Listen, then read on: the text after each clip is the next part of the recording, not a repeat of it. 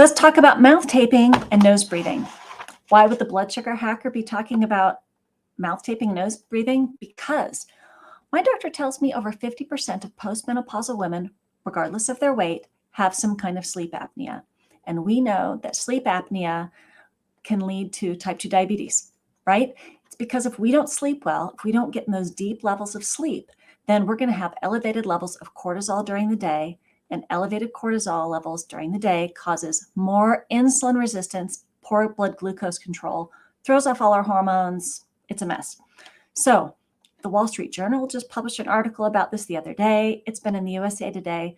Mouth taping and nose breathing is in the mainstream media, and you should be doing it. So this is how you start. So simple. I use NextCare gentle paper tape. You can pick this up at any grocery store, pharmacy. You tear off a piece of tape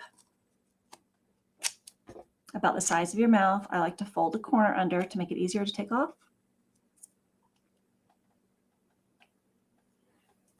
That's it. So, but that's not it. Here's the hangups. The first night, of course, it's going to feel a little weird, but if it works for you, it's going to make you sleep better and you're going to love it. 2, no, you won't suffocate. If something is happening in the middle of the night, you will just tear it off in your sleep. I have done that so many times. So don't worry about suffocating.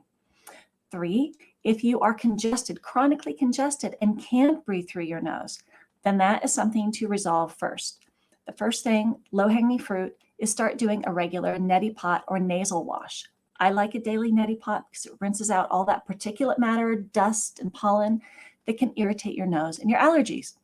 This also improves your immune function, makes you less susceptible to chronic respiratory infections. Also, staying hydrated. All those things keep your nasal passages less irritated, more hydrated, and that's good. Also, you could have some kind of histamine intolerance, which is usually a gut issue. So look at those things like fermented foods, red wine, pepperoni, aged cheeses, beer. Those things are all fermented, high histamine. Also spinach and tomatoes and spices. I know, all the good stuff. But don't worry, most of that you can resolve it. I've got a lot of resources on histamine intolerance and how to reduce that.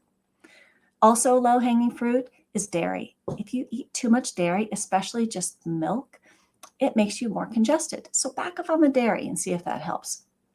So why would you want to breathe through your nose? Why is that important?